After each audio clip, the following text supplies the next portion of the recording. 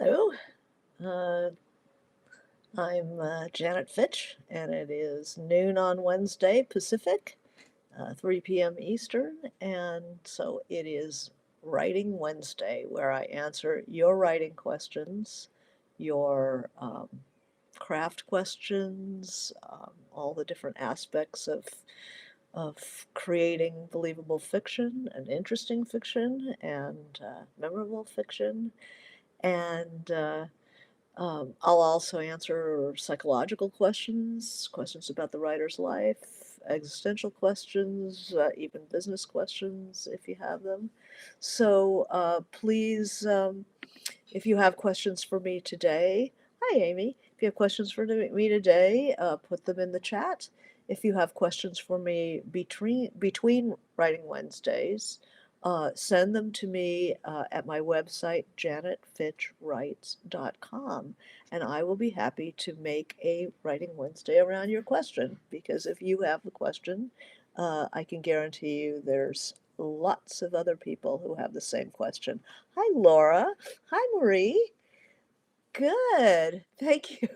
She says I updated my handle just for this. Yeah, that I have people, this is Lint. It's like it's hard to talk to you when you're Lint. Oh, good to see you. Um, so I had a question that came up with another writer um, about basing characters on people you know. Now, I don't know about you, but I do it all the time. I don't make people from whole cloth.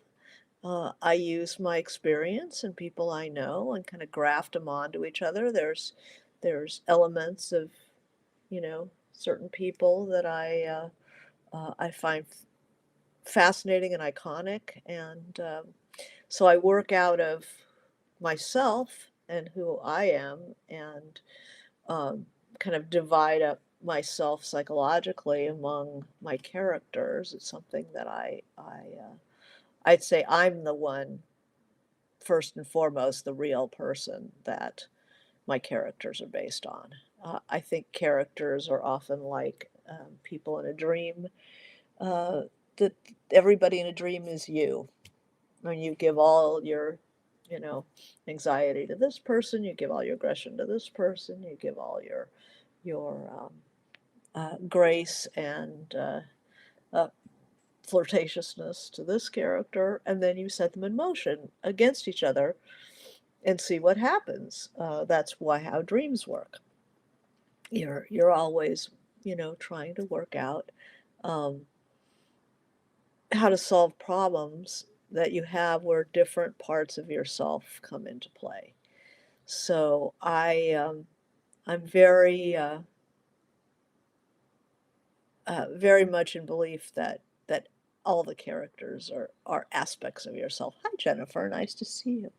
Um, so, but the question is about using real people, and not being memoirists helps because you can disguise them, which I recommend one does if you're using especially one person as a model. You try to get away from them as much as you can. How would you disguise, anybody you're trying to slip under the radar?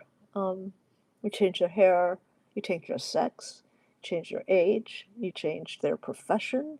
You can change the socioeconomics if you can. Um, set them in a different place in town. Um, find ways to crowbar some space in between where you uh, where you actually found them, and because they're going to become fictional works, and it's very important to also you want that deniability, even if it's largely one person. It's going to be an amalgam. There's going to be certain people around that issue that seem to illustrate that kind of person, rather than just taking somebody. When you take somebody you actually know and call them something else and just work with that one person, you're really limiting yourself um, to that person rather than mixing yourself, what you know about yourself and what you know about life, in with that person. Um, if I have a father in there, and I want a certain kind of father, and I might borrow my father, things about my father. But the character is never going to be completely drawn from life, um, because you're going to be trying to express things with that character. And so they're going to have to do things that that character wouldn't do. So they're starting to be altered. And if you can alter their appearance a bit, if somebody was short, make them tall. If somebody was incredibly handsome, you know, play that in a different way. I had a character, the boyfriend, the mother's boyfriend in White Oleander, who was based on somebody I knew, but also with an admixture of other people I knew and details that I just observed in other people that I liked, and I gave to him. But one of the major um, real life people that I based that character on, Ingrid's boyfriend, um, was an incredibly handsome guy, and it to me there was more of a point in making him less attractive because it served the story. What serves the story better? If you have somebody breaking their rules to be with some guy and then they dump her, right? It was a love revenge story to begin with, White Oleander.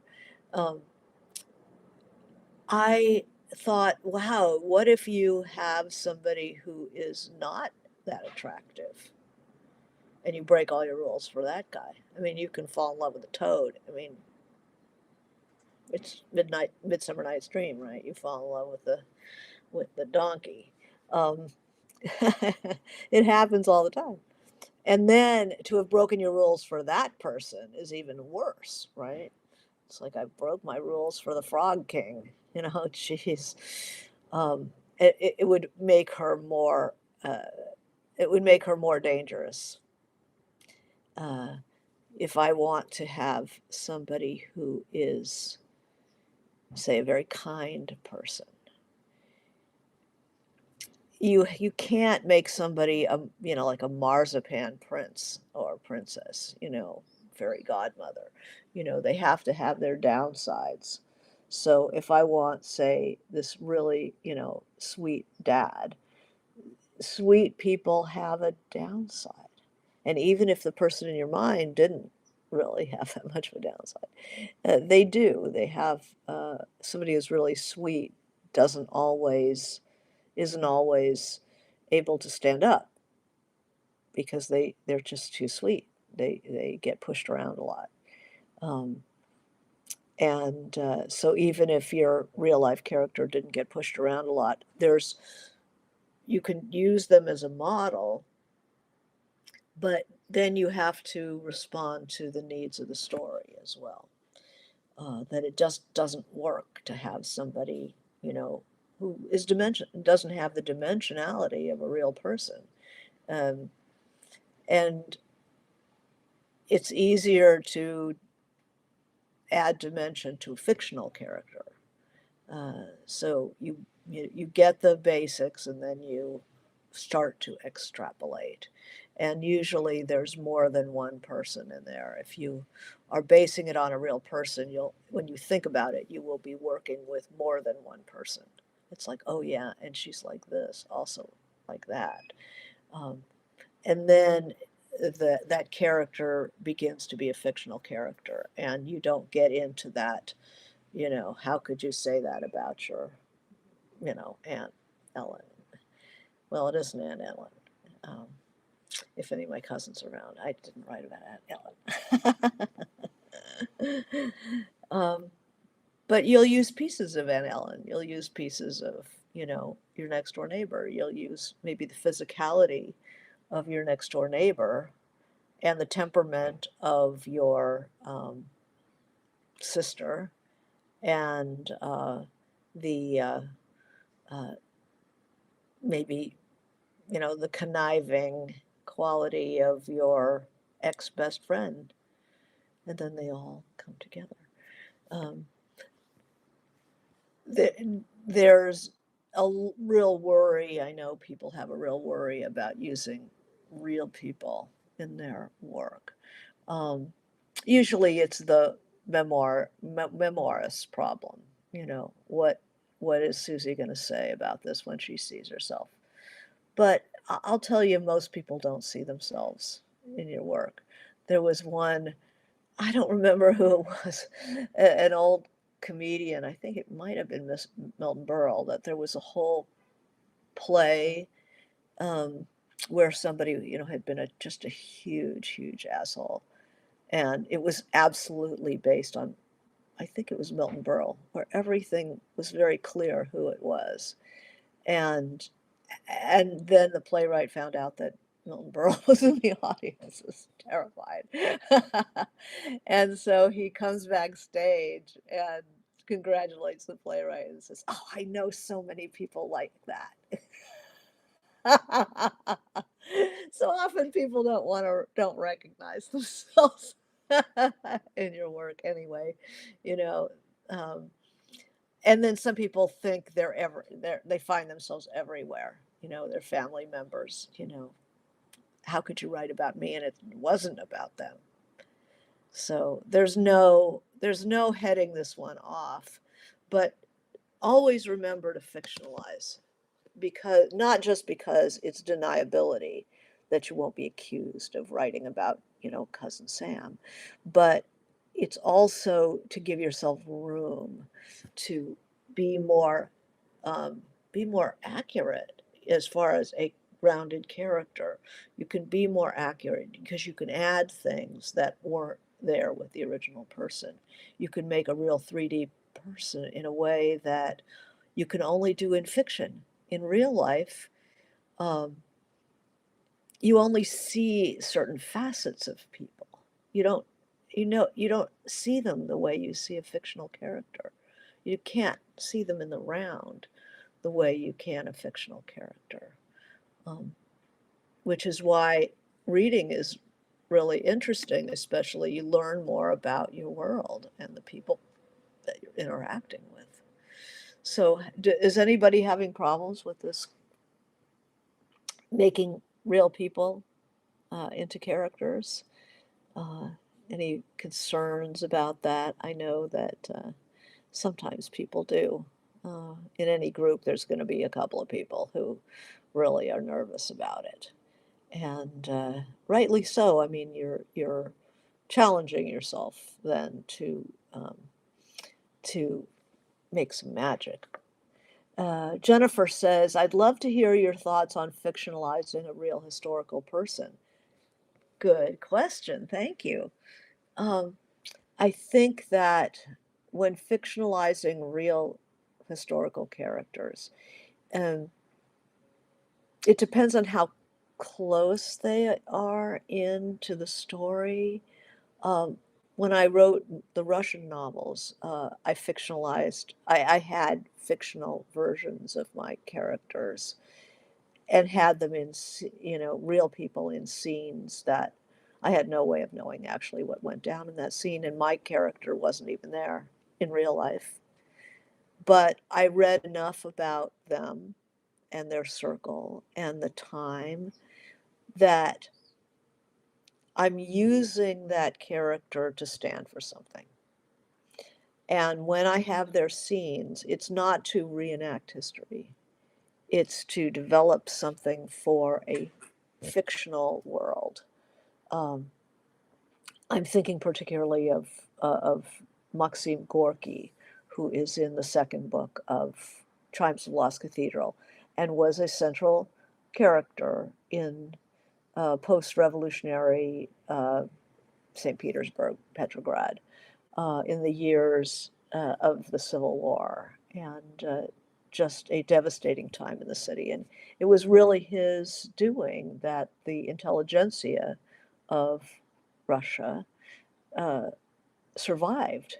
He kept them in work. He founded this publishing house to translate world literature into Russian, and hired a lot of the intelligentsia so that they would have documentation and ration cards and they could eat. And he founded a sort of big dormitory and art space called the House of Arts, where a lot of those people lived, and they could get food, they could get a ration card, they could teach.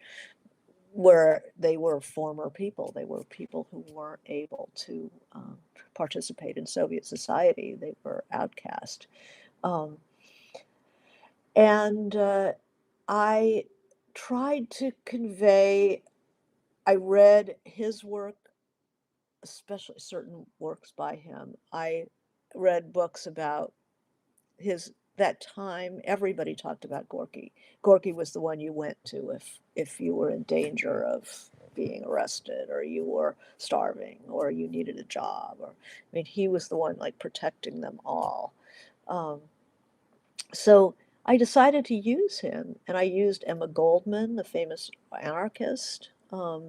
I used you know, I used a lot of poets had speaking parts, Mayakovsky and Akhmatova, and uh, it was people might criticize it, but it's important to know what their issues were, what their physical presence was. So it's like all that work we do in the notebooks of describing people. Um,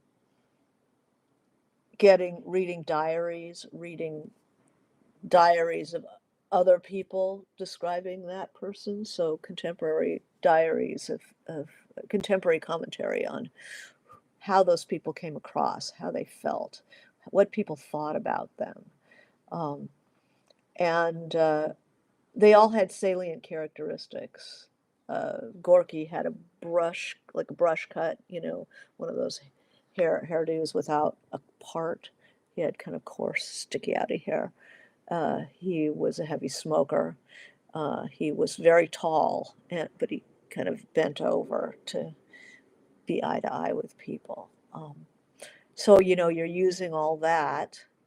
He had a secretary who was uh, questionable, a person of questionable background. Like, was she a spy? Mora Budberg. So I would have Mora in scenes. I knew what she looked like. I knew how she came across to other people. I knew how protective she was to Gorky. I knew how flirtatious she was. Um, so it's blending what you need from them with who they were by documentary evidence, and then finding their voice, how they would speak, and what do you want from them? Imagine a historical figure looking at you and going, "What do you want from me? Why am I in this?" Well, you were the center of everything, and my character would come to you as well, just like everybody else did. And you were very kind, and you liked young people. Um, and your people ate at your table and they exchanged the ideas of the day. So it was a really good place to have people of questionable, diverse points of view at a time it was dangerous to express a lot of points of view. I mean, to have Emma Goldman at his table, um, he would be trying to like get her to calm down, and she wasn't somebody who would calm down. I'd read her books too, so I knew what her issues were, and then I could bring them together and let them at each other. um, uh, so I say do it. um, do your research, make sure that it's recognizably the right person, that a historian reading it would not say, oh, Gorky would never say that.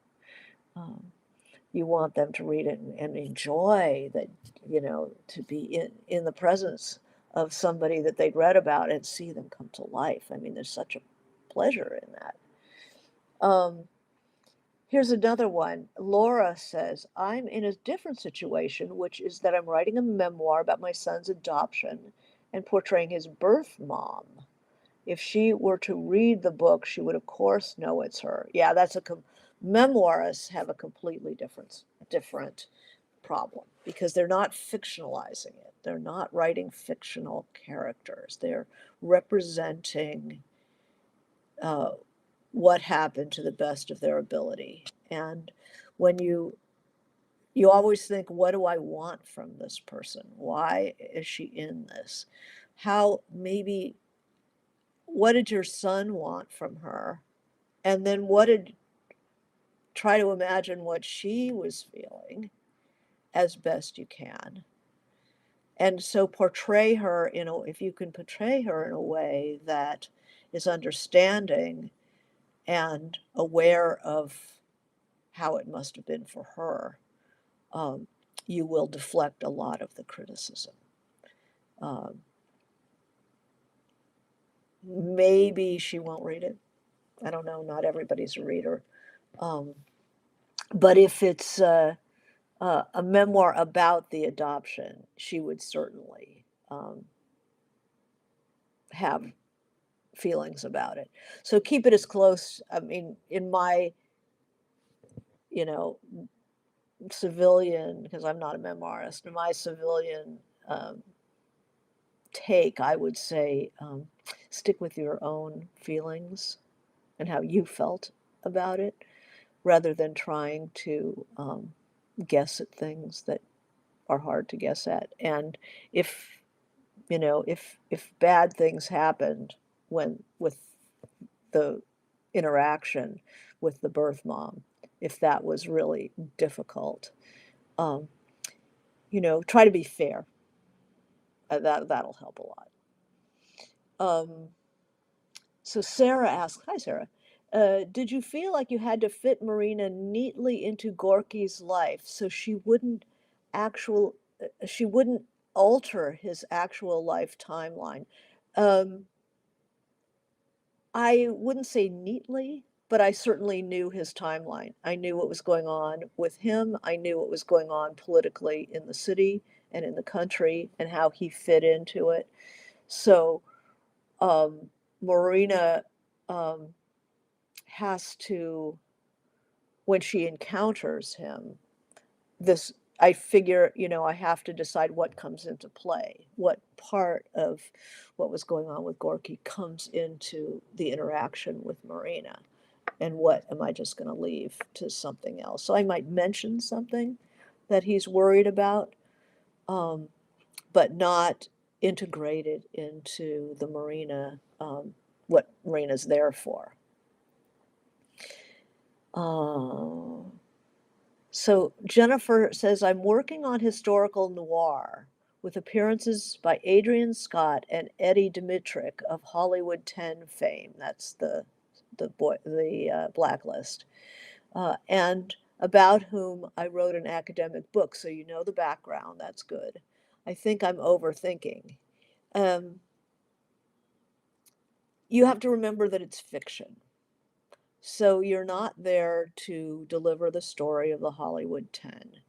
You're there to develop the story of whoever your main character is, and then the historical figures are only there in their interaction with your character.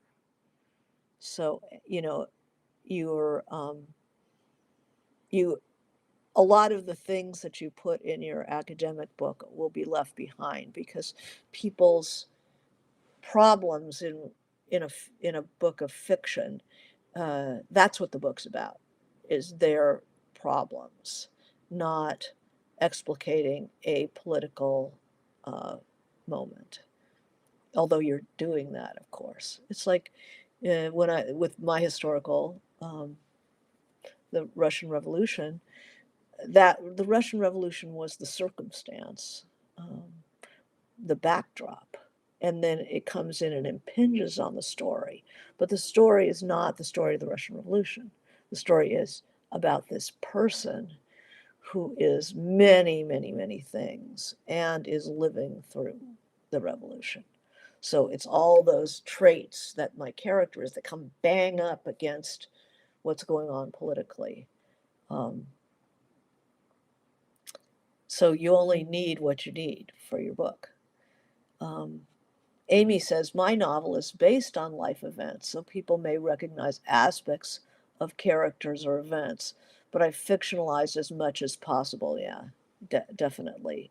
Uh, and it's good for you as a writer to let up a bit on the life events if you're not writing a memoir. Um, hold that very lightly, how it happened to you, because one of the things I noticed when I was teaching workshop is you would have critique of, somebody would have their 10 pages or whatever, and you would have a take on that this doesn't actually feel justified, like something happened. This doesn't actually feel justified in the fictional world. Um, Coincidences happen in real life, but in fiction, we always think it's the writer's thumb on the scale. So in a way, fiction has to be truer, less fantastic than life does. You have to find places where um, you can make things make more sense.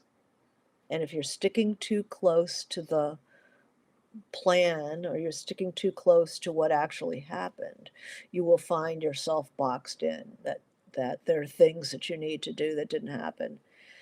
And how does that fit in? Or I have to, it's like somebody who tells you a story, an unpracticed storyteller, like a front porch storyteller. They have to tell you every little thing that happened that leads up to the event and then afterwards. But it's like, and then my cousin Mark married so and so, and then they had this kid, and then what happened to that kid, and they have to go out back to the grandparents, storytellers like this. um, and that's not how we do it in fiction. We break it apart. You don't have to tell about the grandparents and the parents and the move and the bankruptcy and the ducks and the dog and the to get to the part of the story where your story is. um, so whenever you're writing about life, really try to get away from this is how it happened. I know in the story I'm writing now, um, there are certain aspects that have something to do with my family, but it's so superficially so far removed that nobody involved would recognize any of it. Um, and it gives me room to have things happen that didn't happen, that link up to the rest of the story. Um, you need to give yourself that freedom. Um, so Jennifer says, I'm going to post this above my computer. The Hollywood blacklist is the circumstance, focus on the story. Yeah, the characters, the interaction between the drama, the story is the interaction between characters. And everything else is landscape, is the background. Um, Amy says it took years to get enough distance from what happened to fictionalize it. Yeah. Yeah. I had I tried to write a family story many years ago, and just, it came to nothing because I couldn't imagine breaking the and then. I couldn't imagine how to break that apart. I had to set it aside. Sarah says, similar to Amy here, but mine is historical, and I'm fictionalizing character names in order to be able to take more liberty with them. Yeah, that's nice.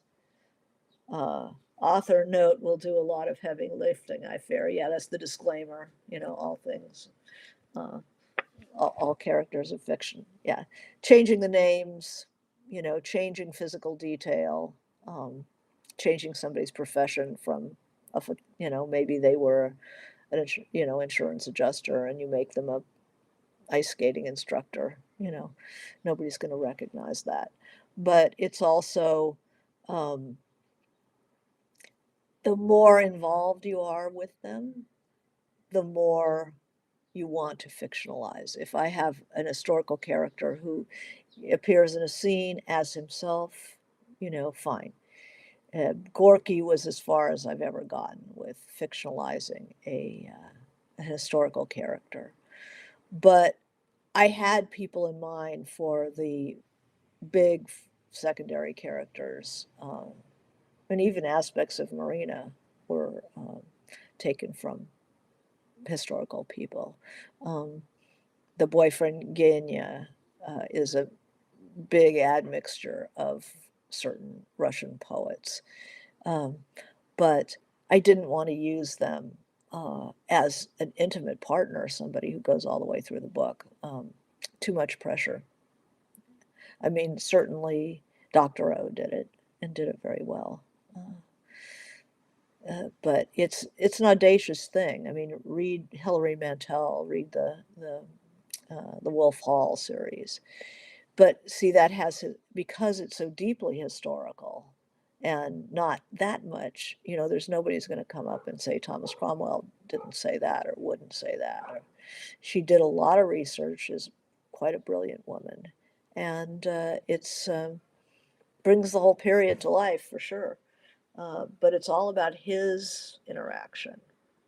So you always have to think, what did he want? Who was he? What did he want? That's when you have an historical character as your protagonist.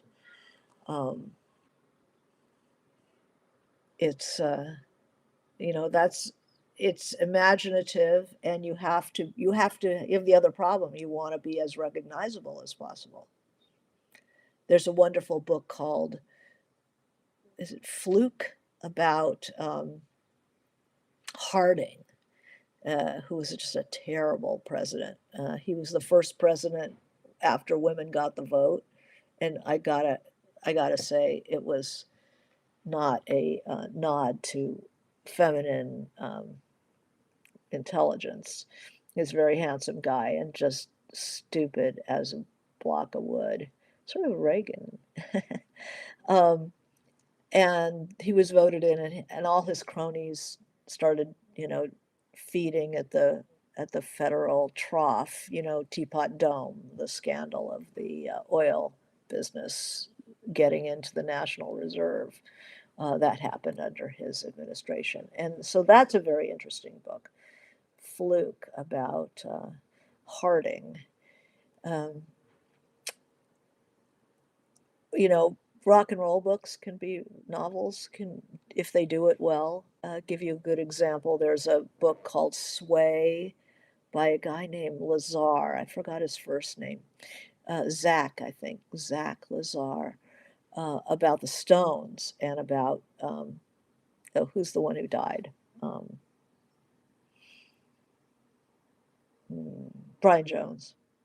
So the Brian Jones era of the Stones, and that's a very good book with historical characters as living, breathing, walking around people. Amy says, let's see. Amy says, casting real people characters with real actors helped me so much. Yeah, are you the one who gave me that advice? Yeah, that seeing your character as an actor. I'm doing that right now. Seeing your characters helps you really picture the shape of the face, the gait, the tone of voice. You can just get a lot of detail that way. I mean, we don't know what Harding sounded like, but we can find actors who we're going to say that's what he sounded like and use that voice, use those gestures. Um, so Sarah says, curious about the general stage you're in now with work in progress. See, I finally learned what WIP means. Work in progress. Yeah, I'm cutting a tremendous amount out of this book, and it is not fun or easy. Um, I, as you know, I write organically and kind of symphonically, and vary things up and working very instinctively. And then what happened was, of course, that I merged the whole thing. This I do not recommend. I merged the whole thing and discovered that it was incredibly too long. And then I couldn't figure out, you know, what to cut. And it was a mess. And now I've I'm cutting like several characters, which is it leaves the thing raw. But I don't try to heal the chapter that I've cut them from. I just cut them and it's a mess. And, sometimes I'll put a piece of paper and just like something here, or I'll just write on my computer something here. Um, I don't try to cut and heal at the same time. First, you have to cut. I'm cutting three major characters out of it. And how then do other things get inspired? How does, why would she do this except for what that conversation with so and so that just got cut? I'm not going to worry about it. I'm just cutting. I'm got to get this under a certain word count, and then I'll worry about healing it and figuring out how to tie things together that are now kind of floating in midair. So that's where I'm at. Um, let's see. So GB Walter says, Gore Vidal seems to have had a knack for creating novels based on historical characters. Yes, he did. He wrote a Burr that was really good. Um, but there's always something you want to say when you write an historical novel like that, with the historical person as your main character. There's always a reason, like why did he pick Burr to write about? Why did Mantell write about Thomas Cromwell? Why did she feel that was that person needed to come to life so we can see what happened with them? Um, so Amy was saying that casting actors creates an emotional distance from the real person. Yeah, yeah, it does. It starts to remind you that you can do other things with this person. Um, let's see, what else can we talk about basing books on using historical people in your books? Um, I mean, when you write about politics, there are really good books about politics that use no names. It's all fictionalized because people will, in some cases, recognize um, who everybody is. There's a really amazing book if you have the time. It won the National Book Award, Europe Central, by William Vollmann, uh, that has a whole lot. It has Stalin. It has a whole line uh, of Shostakovich and his lover. Um, and he's making some amazing points about European history um, and using these people's intimate lives as being caught up in that. To be a creative person and be working in a totalitarian state and the tension of trying to create and trying to find a place to stand, basically.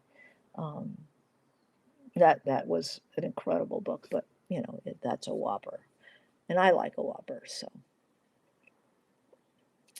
um, let's see, work in progress, historical. Do I have any historical people in my current book? Yeah, I base certain most of the characters are based on somebody that I know, but they aren't the person because people are just not that usable compared with an imaginary uh, situation that you put their characteristics in. So, what's the title again of the Whopper? It's called Europe Central by William Vollmann, World War II. Uh, really a fantastic. Let's see, who else? There are also these metafictional novels, which leave me kind of scratching my head, but maybe it's of interest to others. People seem to like them, where the character is the novelist and they get the novelist's name, um, which is the opposite. It's making oneself a fictional character, which is interesting. It's the flip side of all this. Um, so G.B. Walter said, if you don't mind, now that you are cutting the work in progress, is this before an editor friend looks at your material or has an editor directed you to do such? Well, I'm the one who knew that it had to be done. And so I went and got advice from somebody I really trust. And it's, you're reading the notes and it's just like, yeah, yeah, yeah, oh, yeah. Hmm. I don't want to do it, but this is the shaping process. And what's difficult about the shaping process, of course, is that you make a mess first. It's like you can't remodel your house without making a mess. It looks so bad. Everything is torn up, and you go, "How am I ever going to put this back together again?" It was fine. It was fine, but there was a problem, and there was a reason that you're remodeling it. There's a reason that you're cutting this. And so then you do it, you bust out the wall, or you get rid of, some, you get rid of something, and just for sheer space. And then it's raw and open, this open wound. There's no connection anymore. Um, and then you have to heal it. And it's the healing it that takes the time. Cutting it is just like, boom, boom, boom. Okay, out this guy comes, out this person comes, out this person comes. You're just tearing them out. And then you just have this big torn up thing. And you go, oh my God, this was my beautiful novel. And now it's just in shreds. But gradually, you heal it. You figure out how do they get this information, or how do you put pressure on them when there's no longer, you know, that scary neighbor. Um, how do you? How else can I put pressure on them? So it's editing is writing, editing is creating. It's not just fixing things. It's reimagining things. So you're always writing. You're always employing that imagination. So anyway, if you have no more questions, I will be happy to talk about any of this, any aspect of this. What's your favorite historical character in a novel? That's a good question. What's mine?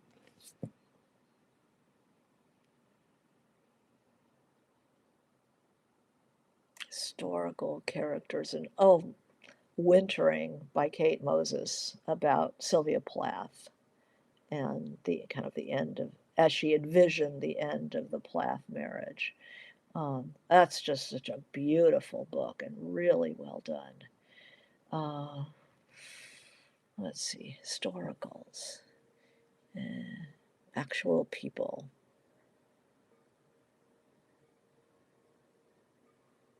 Hmm.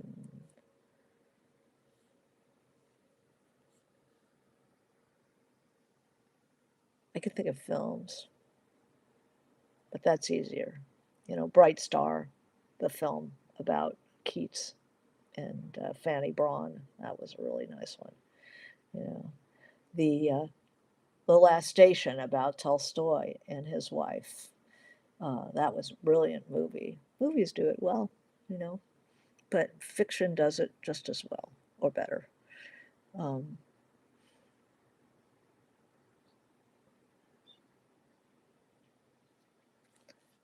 Anybody? I'm thinking continents.